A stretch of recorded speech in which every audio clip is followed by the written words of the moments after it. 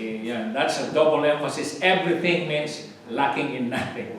Can't make that, that's very strong. You have everything, and if you have everything, that means you lack nothing. And you can only say that, the Bible only say that if you are in Jesus. It doesn't say if you come here, Delta Baptist Church, you have everything, lacking in nothing. Well, I wish that would be, but it's not. But that's why we're still glad that you come here, because even though we know for sure you'll always be lacking of something, but if you come here, you will hear that in Jesus you can have everything. Because that's what we preach on this church, in this church, on this pulpit. The importance of Jesus in your life. Not only here, but in the life to come. Because after all, we're just passing through here. So, what are the claims of Jesus? We've been following these sermons on Jesus, the claims of Jesus to deity and so on. This morning we'll focus on the I ams, because many have studied and observed that there are so many I ams in the Gospel of John. Many of them, I look at the list, majority have 7 I ams. There was one that says 8 I ams. So whether it's 7 or 8, Jesus used this 2 words, I am. And that's very important, because when Moses, remember when God, Jehovah, appeared to him in the wilderness, in the burning bush, before he was asked to go back to Egypt, he was just enjoying pasturing his father-in-law's flock there in the wilderness of Midian. And one day God appeared to him in the burning bush.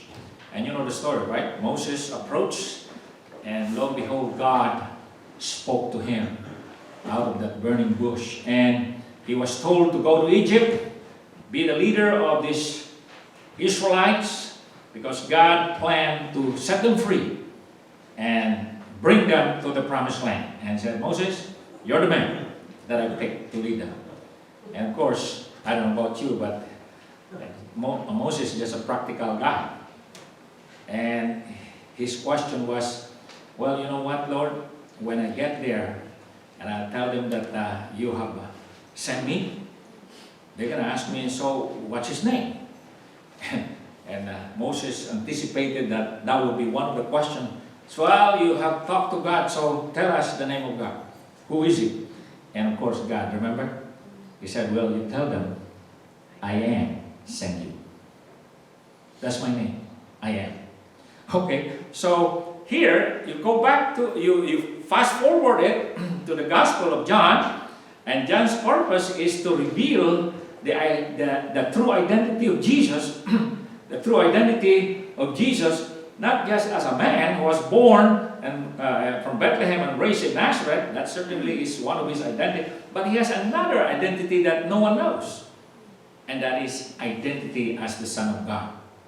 And the Gospel of John is focused on that revelation of Jesus' identity as the Son of God, God himself in the flesh. And so we have these 7 I ams that ties Jesus. When Jesus says, I am, I am, I am, I am, to the Jew, that word really rings big time in their ear. Because one of the most significant events that happened in their history is that man Moses speaking to God in the wilderness. To the Jew, Moses is the biggest figure among those whom God revealed himself. Moses is the towering figure. And when they think of Moses, they think of that event when God appeared to Moses. And when God told Moses what is his name. And that's why when the Jew hear of the word I am, their mind cannot escape that name that God gave to Moses. Because their number one hero is Moses. So here, Jesus has been saying about himself And here in John chapter 6, verse 35, first of all, he said, I am. Then Jesus declared, I am the bread of life. He who comes to me will never go hungry, and he who believes in me will never be thirsty. You need to underline that in your Bible, or circle that, because that's one of the big I ams. Now, we have expounded this a little bit last Sunday as to the significance of that proclamation of Jesus that He is the bread of life. We have a quote from Psalm 42:1 based on the study of this young man. It says here, the psalmist wrote, as the deer pants for streams of water, so my soul pants for you, O God. So, Jesus claimed to be what? The bread of life and the giver of this water of life. If you have Jesus, you'll never be hungry, you'll never be thirsty. Now, of course, you have to understand this in a spiritual realm. That's why a lot of people don't understand Jesus, because they only think of this world. Just like so many people are not interested in coming to church because they're only interested in this world. They don't care about what's next. Their mind, their activities, their attention, their dreams are all about this world. Well, Jesus speaks a lot of things about this world, but many of His teaching has to do with what is going to be after this world. Do you think of that? Do you pay attention to the things that will happen to you after this world? Because that's what Jesus meant when He said, I am the bread of life. He's not talking about, He's not in competition with Wonder Bread and Panera Bread, and there's another one that my wife and my daughter always go to. Huh? Star Bread. Used to be big, you know. But as we go there, and more it gets smaller and smaller. And now it's almost that. You notice that? It used to be, now it's only half of what it was. Because it's man's bread. But when God gives something, God is generous. The Bible says, when God gives something, you better bring the biggest thing you have, because He's going to fill it up and He's going to shake it. You understand when you shake? Yeah, if you didn't grow up in the province, you probably don't know that. But that's what you do if you want to make a big share of the palay, the rice, and the owner keeps scooping up in you. What you do is you shake it, because it'll go down again. And then he'll put some more, because he promised to fill up your bag, right? So while he's doing that, you shake your bag, because you're going to come down. Because if you don't, you're not going to get as much. But one thing about the Bible says that when God gives, He's not only generous, what? He's super generous, plus there's a favor added on top of that. So, He is the living bread in a spiritual sense. He's the bread of life. In Jesus, this commentator says, our spiritual hunger is satisfied, and our spiritual thirst is quenched. That's always true. You know that so many religious people, they never can seem to be satisfied of what they do if all they have is religion. I know that because there are people who will go to Quiapo Church on such and such a day, and then they have to go to Baclaran Church on such and such a day, and then come back again, and there seems to be no feeling. In other words, their thirst and their hunger for satisfaction about these spiritual things is never full, because they have no Jesus. But if they find the real Jesus, not just the Jesus here in the head, but the Jesus that is in their heart, the Jesus that the songs, the composer says what? And He walks with me, and He talks with me. And what is that next one? And He calls me that I am His own. If that's the Jesus that you have, then you really are satisfied.